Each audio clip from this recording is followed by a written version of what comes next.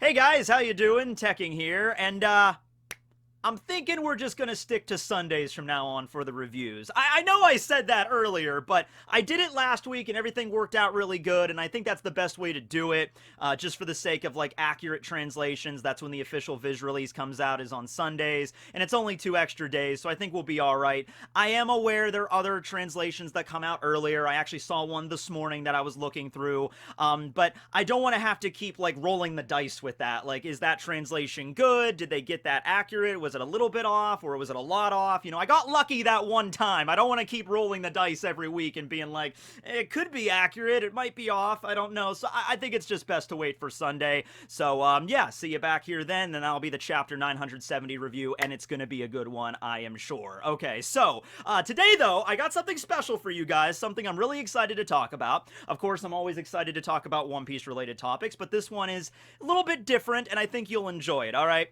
Today, we are going to be taking a look at a fan-made One Piece cover story, okay?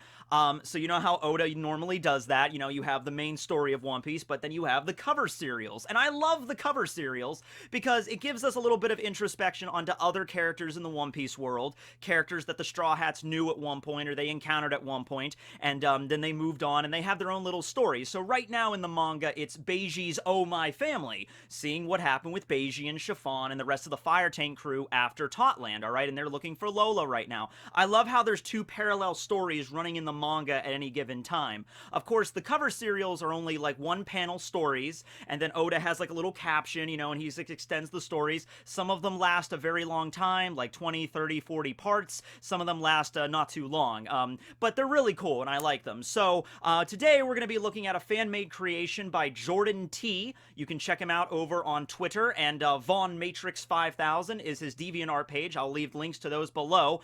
Jordan has actually done some work for my channel before, 2 years ago almost, which it doesn't feel like that long ago, but about 2 years ago when I did the Green Bull art contest, Jordan actually designed this thumbnail for the contest. It features me and Roger and Joy Boy there. By the way, there's Joy Boy's face. And it was on President's Day. I didn't plan that. He was the one that actually noticed, oh, this is on President's Day, and he drew it in a President's Day style, so that was pretty cool. And you also might know Jordan from designing this amazing Reverie thumbnail. I think this was from Reverie Part 3, if I remember correctly. And that's fantastic. We got all the major YouTubers there that talk about anime, talk about One Piece. And then there I am, off to the side on my bed, just munching on some fried chicken for some reason. I'm like, that's accurate. That's accurate. I actually had some chicken the other night. It was delicious. So that gives you an idea of Jordan's drawing skills, all right? He knows what he's doing with this, all right? Really talented stuff. Go check out his DeviantArt below, okay? But last week, I was just scrolling through Twitter. I was at a basketball game, actually. I was scrolling through Twitter, and I saw this cover story he did, and I was blown away by it. And I'm like, I am talking about this on the channel because I love the art, and I love the character he decided to focus on. If you saw the thumbnail for this video, and the title, you probably know who he's focusing on. I love that, because it's a character that hasn't been focused on very much since the East.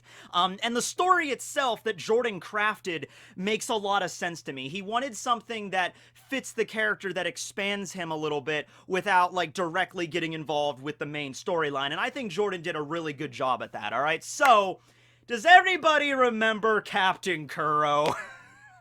You know what? I think a lot of people would, because even though Captain Kuro, he was only in one story arc in the entire story. He was the main antagonist of the Syrup Village arc, where we introduce Usopp and we get the Going Merry and all that stuff. Relatively short arc. This is back in East Blue. It was only like 16, 17 pages. I mean, 17 chapters or something like that. 17 pages. That'd be a really short arc there. But no, we get that arc there. Luffy shows up. He Gamu Gamu no bells Kuro right in the cranium, knocks him out. Luffy picks up his unconscious body, throws him back on the ship, and then they sail away. And in the context of the manga, that is the last time we see Kuro. In the anime, we see him one more time, and one more time only, near the end of the East Blue, right after Arlong Park, right after Luffy gets his first bounty of 30 million berries. We cut to see the Benzin Black, which is the ship of the Black Cat Pirates, and we see Kuro there, just looking absolutely dejected, because Kuro does not want to be a pirate, alright? His whole plan was like, I'm done being a pirate, I don't like, giving orders and plans to these idiots that I'm surrounded by. And plus, he was tired of the Marines and bounty hunters constantly coming after him. So he decided to, hey, I'm going to leave the crew. I'm going to infiltrate this village. And later on, he actually expands his plan to Kaya. For a lot, I had to go back and I read all of Syrup Village in preparation for this just to kind of get reacquainted with the character, right? And I even made a video about Kuro a couple years back. But yeah, I went back and reread the arc because it's not very long. And you know what Kuro's plan was? Originally, I was confused. I thought, like, did Kuro just want to get a bunch of money and leave? No, Kuro lays it out directly in front of Kaya. Kuro wanted money. That was one part of it, sure. But he also wanted peace of mind. He wanted to live a peaceful life where he didn't have to worry about Marines and bounty hunters constantly coming after him, but he also needed a lot of money to make that work. Okay, so that was the whole reason he was attempting that assassination plot for Kaya, and then he was going to, have her write him into her will, and so he would get all the money, and then he would get out of there, and he would find somewhere he could just live in the village, because the villagers trusted him. That was the thing. He lived there for 3 years, so the plan was, oh no! Pirates attacked the village and killed poor Miss Kaya! And she left all of her money to, Clawhador, her butler. Such an amazing man Clawhador was, because he spent 3 years building the trust of the villagers, and then after he got all the money, and he's living in this peaceful village, that's when he would have, he also laid out that his plan was to wipe out all of his crew as well. He was going to make sure they didn't see the light of day, so everybody's dead at that point, except for himself, and he could live the rest of his life in this peaceful village, in a mansion with a bunch of money, and that was his overall plan. Of course, Usopp and Luffy overhear the plan, and then the battle begins. Luffy gets knocked unconscious for a little bit. He wakes back up. Luffy and Kuro fight briefly, and then Luffy knocks him out, and then that's all she wrote, pretty much. That's the last time we get to see Kuro in the story, right? Django continues on a little bit more. Django has his own cover story. Django's like Dance Dance Paradise, and he eventually ends up joining the Marines with Full Body, so he's more into the story right now than Kuro is. But, so this is the cover story that Jordan drew. It's 27 pages. Each is one panel each, in the style of Oda's cover stories. So let's just get right into this. I'm going to pull it up right here, and we're going to take a gander here. So here we go. Let's pull this up first. All right, there we go. There's the first page. I have a little bit of empty space here. So Barry, do you want to? All right. I'll give you your own camera, Barry. I guess you deserve that much. All right, there you go. Are you happy? All right, we got the Tekking cam. We got the Barry cam. There is still some blank spot down there, so how about we throw in a sassy image of Carrot? There we go. That's the channel. That's the channel right there. Me, Barry, sassy Carrot. There we go. All right. So here we go. And right away, you can see it's pretty good. It's pretty acclimated, pretty close to Oda's style. All right. I think it fits pretty well here. All right. So we have chapter XX01, and that's just, the reference to like, okay, it's going to be 1 page, 2 page, 3 page, and that just keeps track of that for us there. But we are opening at Logtown, at a tavern, and we see the Benzen Black there, docked at Logtown. This makes a lot of sense. So after Kuro was defeated by Luffy, he gets thrown back on the ship, and the rest of the members of the Black Cat crew are just terrified by Luffy. They are terrified of how strong he is. They're also pretty terrified of Kuro, because Kuro sliced a bunch of them down as well. So I would imagine tensions are kind of high right now, where the crew are terrified of Kuro because they know they can't do anything to him, but they also they probably respect his power, but respecting him as their captain, maybe not, because he basically flat out says at the end of the Syrup Village arc, like, I was gonna kill you all anyway. You meant nothing to me at all. So yeah, it would make sense that they would stop at Logtown if they are heading toward the Grand Line, or even if they weren't heading to the Grand Line, it was just like a place to stop, and so Kuro can just get a drink, because he's like, oh my god, I don't want to be here. And that continues on with the second page here, where Kuro is sitting in this bar, in this tavern, and he just is drinking, and he's just like, oh, why did this happen to me? Look right there. He looks like he's just so pissed. He looks like he's just questioning every decision he made in his life. More than anything, I bet he's just thinking to himself, why did I get my ass kicked by that rubber kid? Like, why the rubber kid? Like, if the rubber kid did not show up, everything would have worked out fine. Kaya would be dead. I would have had all the money. I would have been living in the mansion. I would have had the village. Everything would have been good. all the crew would have been dead. I could have been living the high life right now, peace in the East Blue, and all the money I could ever ask for. But then the damn rubber kids showed up. All right. Give me another shot of whiskey there, bartender. All right. So anyway, in the background, though, Kuro is overhearing an overzealous pirate. Remember, Logtown is, a lot of people are heading to the Grand Line, so you got a lot of overzealous pirates there, and he's talking about, Pirate Island, I tell ya! It's out there, all right! A place not even the world government dares sail to! Way out there in the new world! Safe from the government, safe from the Marines! That's the place where the pirates live! Alright, so Kuro, he overhears this conversation in a bar, and he's like, a place where you don't have to worry about pirates and the world government chasing, pirates don't have to worry about the Marines and the world government chasing you. That seems like my kind of place, a place where I don't have to worry about constantly being captured. Alright, so that puts an idea in Kuro's head here.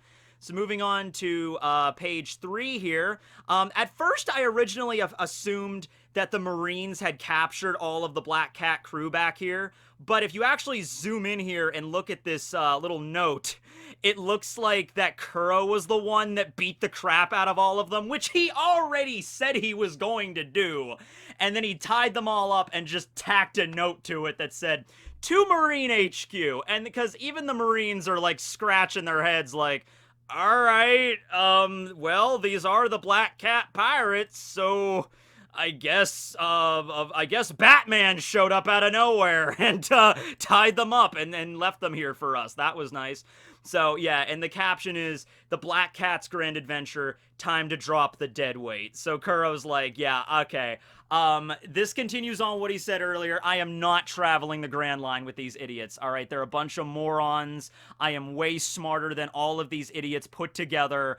If I travel with them any longer, that's just going to increase the chances that I'm going to get caught. Because, like, Sham and Buchi, which I don't know if you remember, they're the Nyamban brothers right here, Sham and Buchi. They're the ones that actually still have active bounties, like Django as well. Django was the acting captain, or Django was the acting captain while Kuro was undercover at Kaya's village, right? So they all still have active bounties. And so Kuro probably rode with them because he was literally unconscious on his ship, and then he woke up and he was just there. Kuro, what's he going to do? He can't just jump over the side of the boat. He was kind of just stuck with them for the time being. But he's Kuro of 100 plans. That's his epithet. He's a really smart guy. Oda himself even said in an SBS, he's the second smartest dude revealed in the East Blue saga. Right after Ben Beckman and right above Nami is number 3. So you know he was like, all right, I'm going to travel with these idiots until we get somewhere, and the second it looks like I have a better opportunity, I'm just going to drop the dead weight, so to speak. So that makes sense there. All right, so moving on to page 4 here, we got Kuro shaking hands with like a Captain Ahab looking dude. You know this man right here is a proper sailor. Look at that goatee and that mustache beard combo. Look at the bushy eyebrows. Yeah, he's got a striped shirt. You know he's a sailor. All right, and Kuro is now adopting the alias of Klaus, so he went by Klahador at Kaya's village, and now Klaus makes sense, and he's like, hey, my name's Klaus, I hear you're looking for a navigator, and the captain's like, yeah, we're heading to the Grand Line there, son, you think you can handle that? And Kuro's like, I think I can manage. All right, so Kuro has dropped his crew, he, shoved them off to the Marines, and so he decided to adopt an alias, probably used what little money that the Black Cat pirates had at that point to get himself some new clothes and some supplies and stuff, and he's just like, you know what, I'm just gonna join this merchant crew over here, and so he sets aboard for the Grand Line journey. Meanwhile, we now cut over to the Marine prison where the rest of the Black Cat crew are held. Sham and Buchi are there, and we have Osuru hanging out. And she's like, oh yeah, we got a grave miscalculation here. You better get me Marine HQ. We got a problem, okay? So Sham and Buchi got sent to Impel Down because they were the highest. They had the highest bounties in the Black Cat crew. We were actually given their bounties in a recent Vivre card. I can't remember their bounties right off the cuff, so I'll throw it in right here, what their bounties were. But they would probably be put in level 1, I would assume, because they were even lower than Buggy. So probably level 1 Impel Down was where they were sent, but they were the 2 highest members, so that makes sense. Yeah, so Suru, though, finds out from Sham and Buchi that, Yeah, Captain Kuro, he's still alive because they don't really, the Nyamban brothers really have no reason to keep it a secret. Kuro was kind of a douche. So, boom, there we go. So, of course, it was this big thing that Kuro faked his own death and Captain Morgan took his, he hypnotized him and he's like, oh yeah, Captain Morgan, he's the one that captured Kuro, and then Kuro was executed, except it wasn't the real Kuro, it was a body double. And so that's why his bounty was taken off. But now it's confirmed, oh no, Kuro of 100 plans, he's still alive, and he's got a new bounty, 32 million. I believe his original epithet was 100 plans, so maybe it got updated to 1,000 plans now that he really has kind of hoodwinked everybody. He's like, he was able to lie low for 3 years. I think that's pretty good. And his new bounty, 32 million, that once again might not seem that impressive right now, but that wouldn't have made a lot of sense for Kuro's bounty. His original bounty when he was captured was 16 million, or when they thought he was captured was 16 million before it was deactivated, right? I don't think it would have made a lot of sense for his bounty to jump from like 16 million to like 150 million or something like that. No, they doubled it. 32 million, which was higher than Luffy's original East Blue bounty. So that's not actually too bad when you look at it from that context and the fact he was able to lie low for so long, right? So yeah, Kuro, he's back in action. So now the Marines are going to be looking for him again. That's not really good. So sure enough, we cut back over to the merchant vessel here. I believe that's the navigator, considering he has a compass tattooed to his face. But I get, Kuro is just acting like an assistant navigator. Like, having more than one navigator for your journey is probably, standard. Like, the Straw Hats just having Nami, that's a little bit probably unusual to just have one navigator or just one doctor, but the Straw Hat crew is pretty tiny. So here's the merchant crew, and Kuro's navigating, but down here we see, like, ooh, the truth catches up to you. So this guy figured out, like, oh yeah, looks like, I'm thinking this guy here, he's looking kinda like Klaus. I just don't see it, buddy. I don't know. Yeah, I'm pretty sure they're gonna figure this out.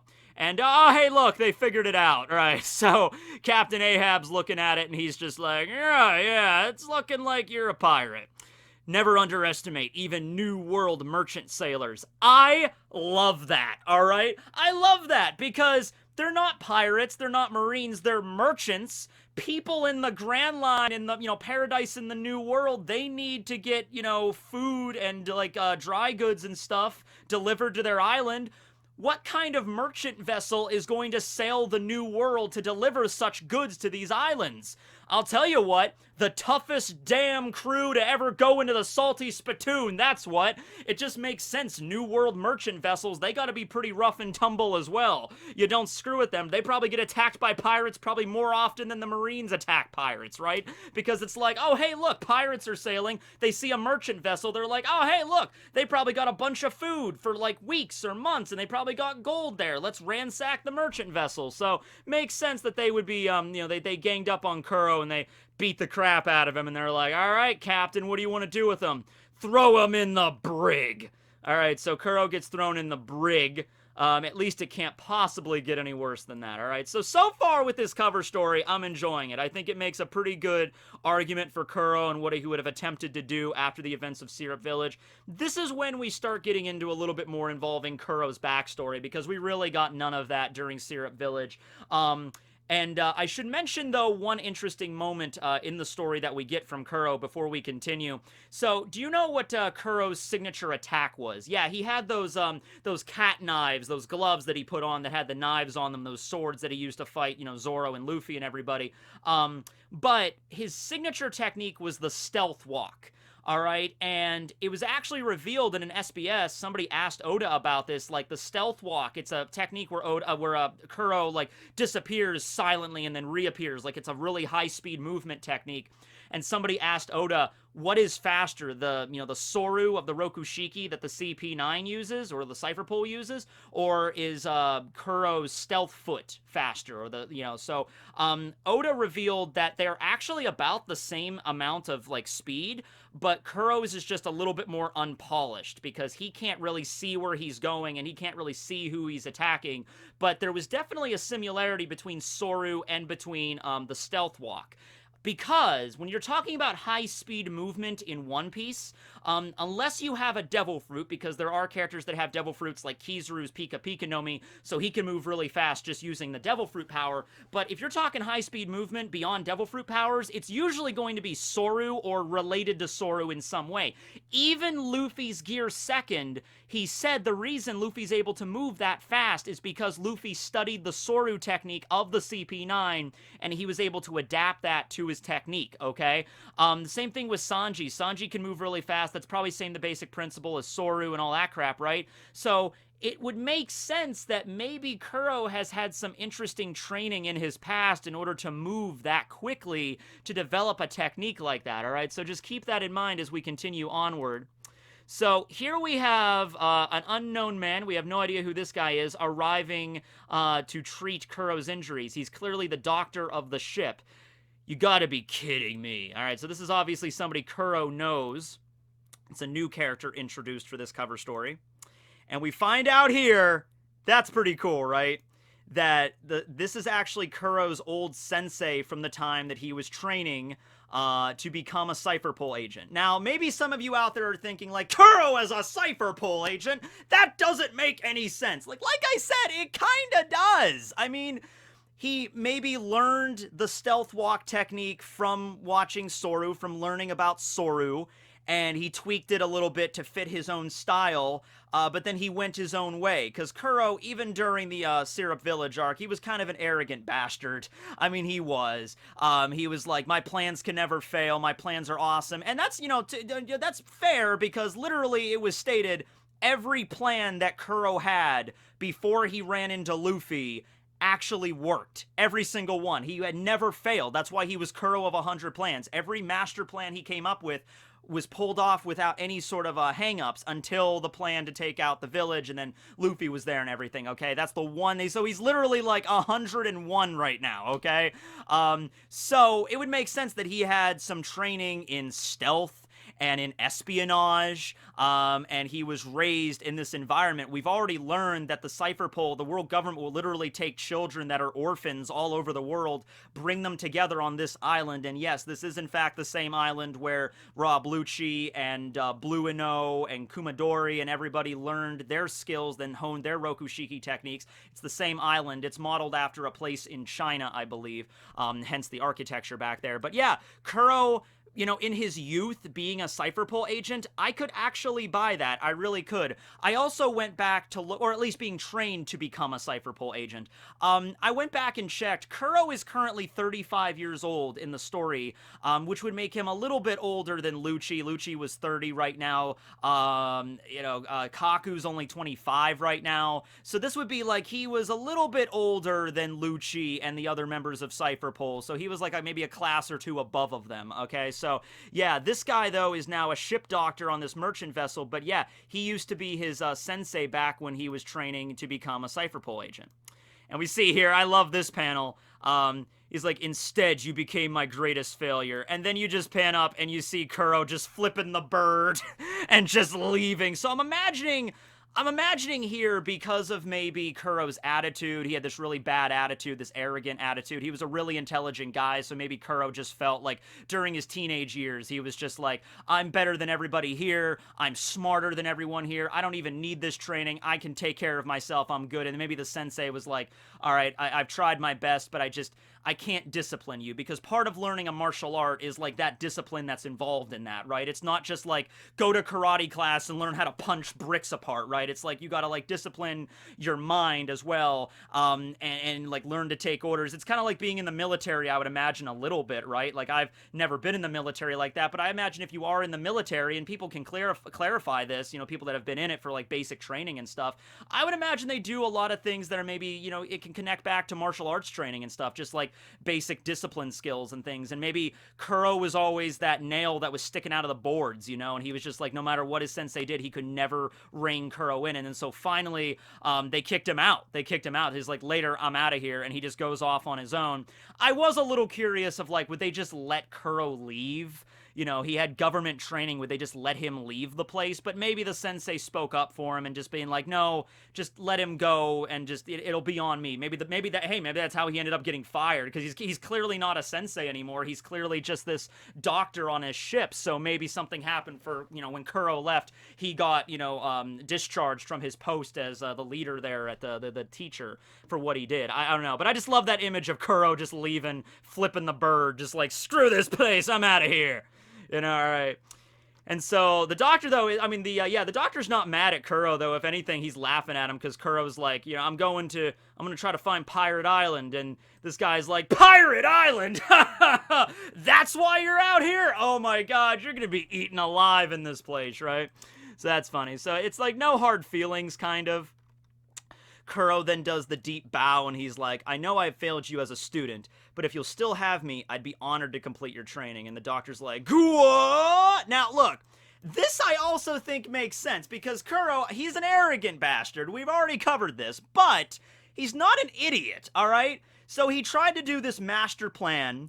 He got foiled. Then he tried to, you know, become a navigator on this ship, and then that didn't work out. And so he realized maybe Kuro finally sat down and he, like, while he was in his jail cell, and he's just like, you know what, maybe we should try a different angle at this. Maybe instead of me trying to just, you know, push forward with my own arrogance, maybe I should ask for help sometimes to maybe make this work. Maybe I can get something happen here, right? So he asks his sensei to help train him. And so they allow him to. Now, remember, keep in mind, Kuro, the merchant vessel that he's on, did not turn him over to the Marines yet. They were kind of like, all right, we're going to throw you in the brig until we figure out what to do with you. But with the ship's doctor, like, vouching for him, like, we don't have to turn him over to the Marines. He'll be my responsibility. I'll keep track of him from now on. Captain Ahab and the rest of the crew were like, all right, but we're keeping an eye on you. So here we are by day.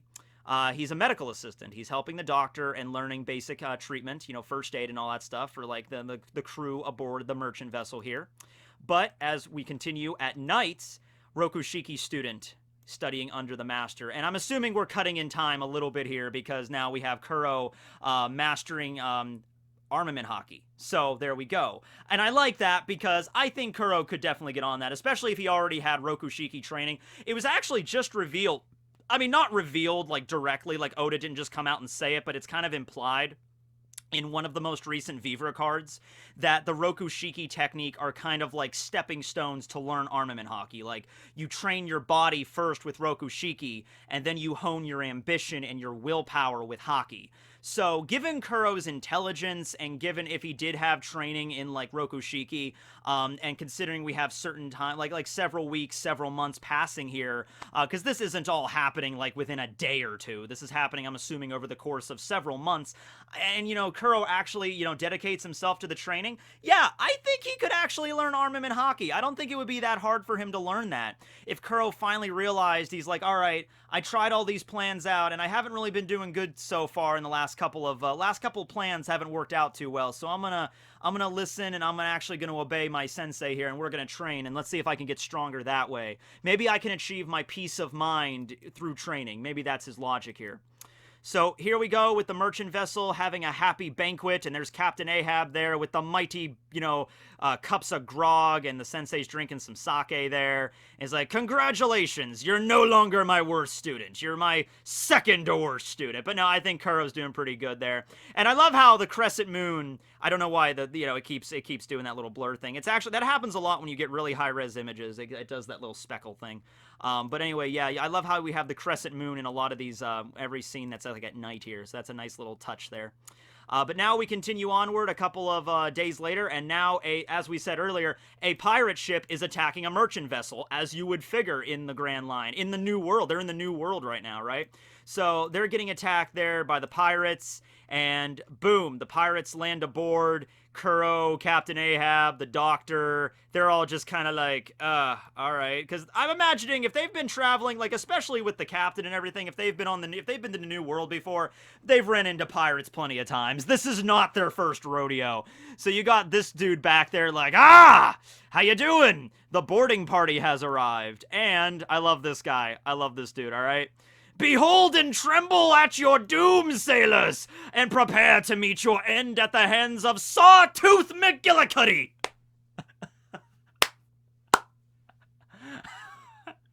10 million points for Gryffindor just for the sake that you gave him the name McGillicuddy. I don't know where I've heard that before. I've definitely heard that name before. I don't know where. It's drawn a blank on that, but it's hilarious. With my armament hockey, you'll know exactly why I've got a bounty on my head of 128 million. And then he gets cut off because Kuro immediately just destroys him. And I love that because, look, that fits his technique, okay? Because Kuro's, his knives, his knife, like, cat nail glove things, they were destroyed by Luffy. Luffy, like, impaled them with a boulder and then, like, destroyed his blades with the boulder. So, understanding that Kuro mastering armament hockey and, like, adding a little bit of, like, his nails, like, adding, like kind of like Killua from Hunter x Hunter a little bit there, you know, sharpening his nails with armament hockey, and then just raking it across his opponent. That's a technique I could see Kuro mastering. I mean, it fits his persona, right? He's the black cat. That's what he does, right? I could totally see that. I'm sorry, you were saying, and then just boom, one shot, all right? Alright, and then boom, they just set the damn pirate ship on fire. That escalated quickly. I'm sure it did. I'm sure it did. Yeah. Oh, by the way, I should also bring up, I don't know, like I said, I have no idea what the time frame is on this.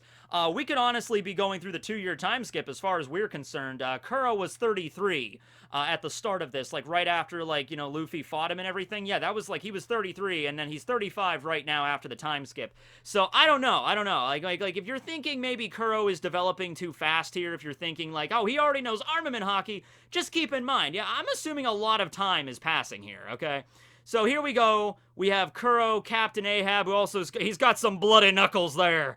And the sensei takes everybody out. So yeah, the sawtooth pirates didn't last very long. And then we got this guy. I haven't mentioned this guy yet, but I love this little red-nosed dude back here. He's been pounding along. He's like, hey guys, check it out. They got all this treasure. We're rich. Check it out, all these berries. So they beat the crap out of the sawtooth pirates and McGillicuddy. Poor pirates, they didn't stand a chance. And then, boom, we're freaking rich, and you know what? You might just survive this mad world after all, Kuro-san. So there we go, and they got all the money they could ask for, really.